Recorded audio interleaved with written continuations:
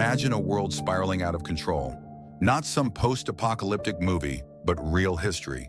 A nation choking on its own corruption, its leaders rotten to the core, its people lost in a maze of lies and empty rituals. Hope? Forget it. Faith? A joke. This was Judah, centuries ago. A kingdom on the fast track to total annihilation. And into this nightmare, a child is crowned king, 8 years old. Can you even fathom that? He probably can't even conquer long division. Yet he's supposed to rule a nation teetering on the edge of the abyss. It sounds utterly insane, right? Like the setup for a fantasy novel, destined to fail. Except, it didn't fail. This isn't fiction. This is the true story of Josiah, a boy who defied the odds, challenged the darkness, and became one of the most astonishing kings in history. A king who, against all expectation, saved his nation. But this isn't just some dusty history lesson. This is a story that matters today. Because, let's be honest, haven't you felt that sense of overwhelming darkness sometimes? Haven't you looked around at the world, at the chaos, the injustice, the despair, and wondered, is there any hope? Haven't you felt small, insignificant, powerless to make a real difference? Haven't you questioned whether your faith, your choices, your actions even matter? Josiah's story answers those questions with a resounding yes. It's a story that will challenge your assumptions, ignite your faith, and empower you to believe that you too can be a force for change, even when you feel like you're just a kid staring down a giant. We're going to uncover the secrets of his astonishing reign. We'll explore the shocking discovery that changed everything. We'll dive deep into the historical context, the political intrigue, and the spiritual battles he faced. And I'm not going to sugarcoat it. This story gets real. It deals with tough issues, uncomfortable truths, and the messy reality of faith in a broken world. But it's also a story of unbelievable courage, unwavering conviction, and the transformative power of God's Word. So stick with me. Don't click away. This isn't just another video. This is a journey into the heart of a story that could change your life. This is the story of Josiah, the boy king who dared to believe that even the smallest light can conquer the greatest darkness. And what we can learn from him right now today. To truly grasp the magnitude of Josiah's accomplishments, we need to understand the sheer depth of the crisis he inherited. Judah wasn't just experiencing a minor downturn. It was in a full-blown spiritual, moral, and political meltdown. The glory days of King David and Solomon, with their wisdom, justice, and devotion to God, were a distant, fading memory. The kings who followed, with a few notable exceptions, had systematically dismantled everything good and holy. They embraced idolatry, not as a minor side hustle, but as the main event. They worshipped foreign gods like Baal and Asherah, deities associated with fertility cults, and often involving practices that were utterly abhorrent to the God of Israel. They ignored the law of Moses, the very foundation of their covenant with God, the blueprint for a just and righteous society. It's easy to dismiss this as ancient history, irrelevant to our modern lives. But let's be clear, idolatry isn't just about bowing down to statues.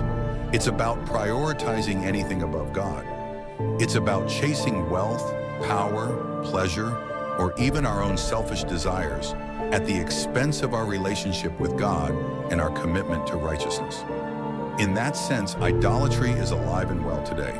We might not have literal altars to Baal in our living rooms, but we certainly have things that compete for our attention, our devotion, and our ultimate allegiance. The geopolitical situation was equally precarious.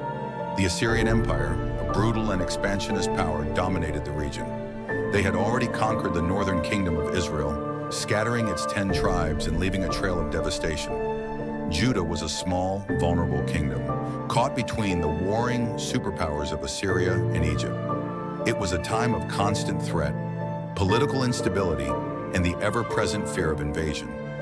Imagine living under the constant shadow of war, knowing that your nation could be wiped out at any moment. That was the reality for the people of Judah. Josiah's grandfather, Manasseh, was arguably the worst of the bad kings. He didn't just tolerate idolatry, he actively promoted it. He rebuilt the high places that his father, Hezekiah, had destroyed. He erected altars to Baal, practiced child sacrifice, a horrific act explicitly condemned by God, and filled Jerusalem with violence and bloodshed. He shed very much innocent blood till he had filled Jerusalem from one end to another. 2 Kings 21-16. This wasn't just a political miscalculation, it was a deliberate and profound rejection of God, a descent into utter depravity. Amon, Josiah's father, continued down this dark path. He reigned for only 2 years, but those 2 years were marked by continued idolatry and injustice. He was assassinated by his own officials, a testament to the instability and violence that had become endemic to the kingdom. To illustrate the depth of this corruption, imagine a modern-day nation where the government actively encourages drug abuse, promotes violence, and persecutes religious minorities. Imagine a society where corruption is so rampant that justice is a sham, and the powerful prey on the weak without any accountability. Imagine a complete breakdown of moral values, where truth is subjective and self-interest reigns supreme. That's a glimpse into the kind of environment Josiah was born into. It wasn't just a political problem. It was a spiritual cancer that had metastasized throughout the entire nation, infecting every aspect of life. And then amidst this chaos, Amon is murdered, and 8-year-old Josiah is placed on the throne. 8. It's almost comical, tragically so. How could a child barely old enough to understand the complexities of the world possibly rule a nation in such a state of utter disarray? The original script mentions that Josiah was surrounded by faithful advisors. This is absolutely critical. While the Bible doesn't give us a detailed account of Josiah's childhood, we can infer that these advisors, men like Hilkiah the high priest and Shaphan the scribe, played a pivotal role in shaping his character and his worldview. Mentorship is paramount, especially for the young. Who we surround ourselves with, who we allow to speak into our lives, profoundly impacts who we become. Josiah, despite being born into a family of wicked kings, had the benefit of godly mentors who instilled in him a love for God and a desire for righteousness. This is a powerful lesson for us today.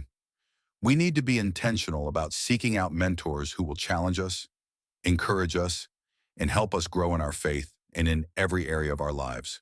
And we need to be willing to be mentors for others, especially the younger generation. The influence we have on others is a sacred responsibility. Think about the powerful impact a teacher can have on a young student. A teacher who instills a love of learning, a passion for truth, and a commitment to excellence can shape a child's entire life trajectory. Or consider the influence of a coach on a young athlete. A coach who teaches discipline, teamwork, and perseverance can impart life lessons that extend far beyond the playing field. Josiah's advisors were like that teacher and that coach, multiplied many times over. They were shaping not just a boy, but the future of a nation. We also see negative mentorship. Consider the damaging influence a gang leader might have on a vulnerable youth. The kind of mentorship matters. The Bible doesn't explicitly state what these advisors taught Josiah, but we can make educated guesses based on the historical context and the later events of his reign. They likely taught him the history of Israel, the stories of Abraham, Moses, David, and Solomon. They probably shared with him the prophecies of judgment and the promises of restoration. They may have even secretly preserved copies of the law, knowing that it held the key to Judah's future. They would have instilled a deep understanding of law, justice, and the covenant relationship between God and Israel. Imagine young Josiah listening intently as Hilkiah reads from a hidden scroll, his eyes widening as he hears the words of Moses for the first time.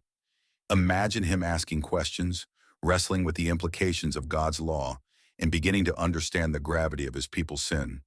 Imagine the quiet conversations, the prayers, the gradual awakening of a young king's heart to the truth. These are the unseen moments, the hidden influences that prepared Josiah for the monumental task ahead. Hilkiah, pointing to a crumbling wall. See this, Josiah. This was once a place of beauty, a place where God's presence dwelt among his people. But look at it now, neglected, defiled. Josiah, looking downcast. Why, Hilkiah? Why has this happened? Hilkiah, placing a hand on Josiah's shoulder. Because our fathers turned away from God. They chose to worship idols, to follow their own desires, instead of obeying God's law. Josiah, looking up, a spark of determination in his eyes. Can it be restored, Hilkiah? Can we make it beautiful again? Hilkiah, smiling. With God's help, Josiah, anything is possible. And let's not underestimate the psychological impact of growing up surrounded by such profound wickedness. Seeing the consequences of his father's and grandfather's actions firsthand, the suffering of the people, the decay of the kingdom, could have fueled a deep desire for something different, something better. Modern child psychology tells us that children are incredibly perceptive, absorbing the values and behaviors of those around them. Josiah's early exposure to corruption may have, ironically, been a catalyst for his later commitment to righteousness. At the age of 16, Josiah began to seek the God of David, his father. 2 Chronicles 34:3. This is a pivotal moment. This isn't just a ceremonial act, it's a personal decision. It's a young man choosing to reject the legacy of his father and grandfather and embrace a different path. This is where Josiah's story becomes truly remarkable. He wasn't forced into faith. He wasn't blindly following tradition. He chose to seek God. This is a powerful reminder that faith is not something we inherit. It's something we choose. We all have a choice to make. We can follow the crowd, embrace the values of the world, or we can choose to seek God in His truth. The phrase "began to seek" is crucial. It suggests a process, a journey. Josiah didn't wake up one morning and suddenly have all the answers. He had to seek God, to study the scriptures, to pray, to wrestle with his doubts and questions. This is a realistic portrayal of faith. It's not always easy. It often involves struggle, uncertainty, and a constant striving to understand God's will. Think about learning a new skill, like a musical instrument. It's awkward at first, full of mistakes, but with perseverance and guidance, you improve. Josiah's spiritual journey was like that, a process of learning, growing, and becoming more attuned to God's voice. Consider other examples of profound spiritual awakenings. The Apostle Paul, on the road to Damascus, went from persecuting Christians to becoming one of the greatest apostles. Augustine of Hippo, after a life of searching, had a dramatic conversion and became a hugely influential theologian.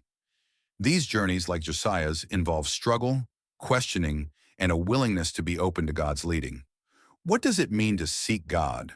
It means making a conscious effort to learn about Him, to understand His character, His will. It means spending time in prayer, listening for His voice. It means studying His Word, allowing it to shape our thoughts and actions. It means seeking fellowship with other believers. Imagine Josiah's internal struggles. He might have thought, why do they cling to these lifeless idols? My father, my grandfather, they led us down this path, but I feel a pull towards the God of David. But how can I, so young, possibly turn this tide? The task seems impossible. I fear failure, but I must try. I must seek the Lord. This tension between fear and faith is a common experience. At the age of 20, Josiah started taking concrete action. He began purifying Judah and Jerusalem, destroying the high places, the Asherah poles, and the carved images. This wasn't just symbolic, it was a radical and dangerous act. He was challenging deeply ingrained religious practices, risking opposition. Then, in the 18th year of his reign, came the astonishing turning point. While workers were repairing the temple, Hilkiah the high priest made a shocking discovery: the Book of the Law. This was a pivotal moment, not just in Josiah's story, but in the history of Israel. The rediscovery of the law was like finding a treasure map, a guide to navigating life. It was a reminder of God's covenant, His promises, and His expectations. And it was a powerful indictment of Judah's sin. It's likely that this Book of the Law contained at least parts of Deuteronomy, if not the entire Pentateuch, the first 5 books of the Bible. Deuteronomy is essentially Moses' farewell address to the Israelites, reminding them of God's law and warning them of the consequences of disobedience. It's filled with passages about the importance of loving God with all your heart, soul, and mind, and of obeying His commands. Imagine a family that has lost its way, forgotten its values. Then they discover an old family journal, filled with the wisdom of their ancestors. The journal reminds them of who they are and what they stand for. The discovery of the Book of the Law was like that for Judah, a wake-up call. When Shaphan read the law to Josiah, the king's reaction was immediate and profound. He tore his clothes, a sign of deep mourning and repentance. He recognized the gravity of his people's sin and the impending judgment of God. He humbled himself before God and acknowledged the truth. Josiah's humility is one of the most striking aspects of his character. He was a king, yet he was willing to admit his own shortcomings and the failings of his people. Humility is not weakness, it's strength. Let's consider some specific passages from Deuteronomy that would have resonated with Josiah. Deuteronomy 6:4-5. Hear, O Israel, the Lord our God, the Lord is one. Love the Lord your God with all your heart and with all your soul and with all your strength. This is the Shema, the central declaration of Jewish faith. It would have directly challenged the polytheism rampant in Judah. Deuteronomy 12:2-3. Destroy completely all the places where the nations you are dispossessing worship their gods. Break down their altars. This explicitly commands the destruction of idolatrous sites. Deuteronomy 16:18-20. Appoint judges, and they shall judge the people fairly. Follow justice and justice alone. This emphasizes just and equitable governance. Deuteronomy 24:17-18. Do not deprive the foreigner or the fatherless of justice. Remember that you were slaves in Egypt. This highlights caring for the vulnerable. The rediscovery of the law wouldn't have just impacted the king. Imagine the reaction of the common people. For some, it might have been a shock. For others, a confirmation of their quiet faith. The priest who had been complicit in the idolatry would have faced a reckoning. Think about modern parallels. The rediscovery of a nation's founding documents after a period of tyranny can have a similar effect. Consider the Magna Carta or the U.S. Constitution. When their principles are re-emphasized, it can lead to a renewed commitment to justice and liberty. Josiah's response to the discovery of the law wasn't just emotional, it was transformative. He called for a national assembly, gathered all the people, and read the law aloud. He then led them in a covenant renewal ceremony, publicly committing themselves to follow God and obey his commands. This was a bold move. Josiah wasn't just reforming religious practices, he was reforming the heart of the nation. He was calling his people back to their covenant relationship with God. Think about a couple getting married. They make vows publicly, declaring their commitment. That public commitment is significant. It strengthens their resolve and creates accountability. Josiah's covenant renewal ceremony was like that for Judah. Josiah's reforms were comprehensive. He destroyed the idols, removed the idolatrous priests, centralized worship in Jerusalem, and restored the celebration of Passover. He went beyond the borders of Judah, extending his reforms to the cities of the former northern kingdom. He was determined to eradicate idolatry. True reform often comes at a cost. It requires us to stand up for what is right, even when it's unpopular. The high places were local shrines, often elaborate structures. The Asherah poles were dedicated to the Canaanite goddess Asherah. The carved images were idols. Archaeological evidence supports the biblical account of widespread idolatry. These findings confirm that Josiah's reforms were a direct assault on a deeply entrenched religious system. What happened to the people who had made a living from these idolatrous practices? The priests, the artisans, they all would have been affected. This highlights the potential economic and social disruption that can accompany religious reform. There was probably significant resistance. Imagine a group of priests confronting Josiah. Priest 1. King Josiah, why are you doing this? These high places have been here for generations. Josiah, holding up the scroll of the law, because it is written here in the law of the Lord that we must worship him alone. Priest 2. But what about our livelihoods? What about the traditions of our people? Josiah, the Lord will provide for those who are faithful to him. And as for traditions, we must follow the traditions of God, not the traditions of men that lead us away from him. This kind of resistance is a recurring theme throughout history. The period following Josiah's reforms is often called the Golden Reign. Judah experienced peace, prosperity, and spiritual renewal. Josiah's leadership extended beyond the religious sphere, encompassing social justice, economic stability, and even territorial expansion. His reign likely saw a renewed emphasis on caring for the poor and vulnerable, in accordance with the law of Moses. Economic prosperity would flourish because of peace and honest trade.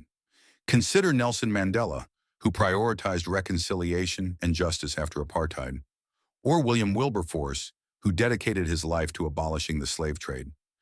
Godly leadership can have a profound impact on society. However, despite Josiah's reforms, God's judgment on Judah was not averted.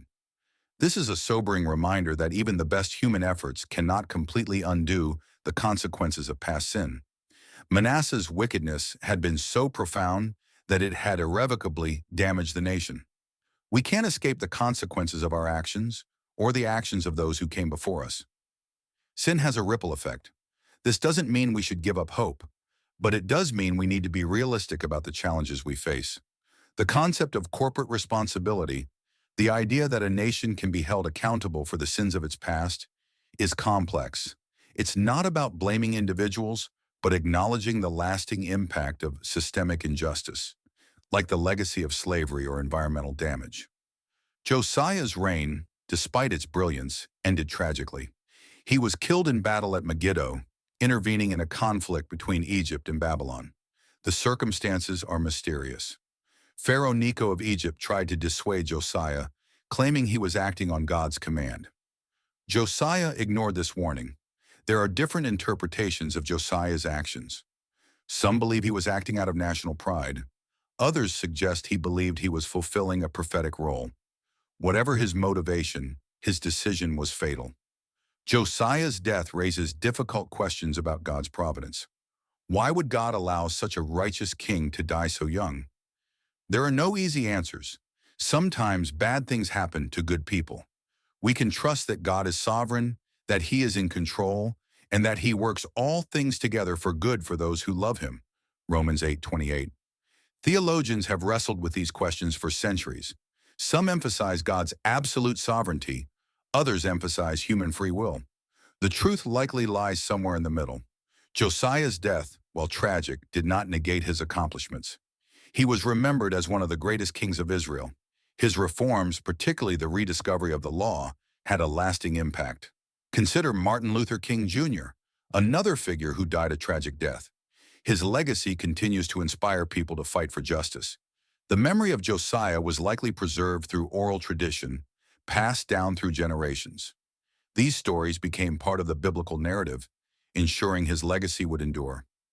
What can we learn from Josiah's story? Plenty. First, the power of one. Josiah demonstrates the incredible impact one person can have. We don't have to be kings or queens to make a difference. We can start where we are. Think about Greta Thunberg, the young climate activist, or Rosa Parks, who refused to give up her bus seat. You have that same potential. What is your small act of courage? Second, the importance of mentorship. Josiah's life highlights the crucial role of mentors. Are you mentoring someone? Are you seeking out a mentor? This isn't just about formal programs.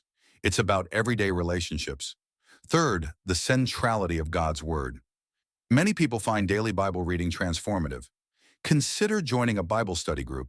The point isn't just to read the Bible, but to apply it to your life. Fourth, the need for humility. Humility is a strength. It's about recognizing our limitations and being open to learning. Practice active listening. Seek feedback. Admit when you're wrong. Fifth, the cost of reform. Consider whistleblowers who expose corruption. They often face retaliation. What are you willing to stand for, even when it's costly? Sixth, the reality of consequences. Think about the long-term consequences of our choices. The choices we make about how we consume, how we treat the environment, how we interact with others, all have consequences. Seventh, the sovereignty of God. When faced with difficult circumstances, remembering God's sovereignty can provide comfort. Trust that He is working all things together for good. Josiah's story isn't just a history lesson, it's a call to action. It challenges us to examine our own lives, to ask ourselves what idols we're worshiping, what injustices we're tolerating, and what steps we can take to bring about positive change. It calls us to be people of faith, courage, and conviction, to be lights in a dark world, and to make a difference for the glory of God. The story of Josiah, the boy king who saved a nation, is a story of hope. It reminds us that even in the darkest of times, even when the odds seem insurmountable, God can work through ordinary people to accomplish extraordinary things. It inspires us to believe that we, too, can make a difference. We, too, can be agents of change. We, too, can be part of God's plan to bring healing and restoration to our world. So let's take the lessons of Josiah's life to heart. Let's seek God with all our hearts. Let's ground our lives in His Word. Let's cultivate humility, courage, and compassion. And let's make a commitment to live lives that honor Him. The world needs more Josiahs. Will you be one of them?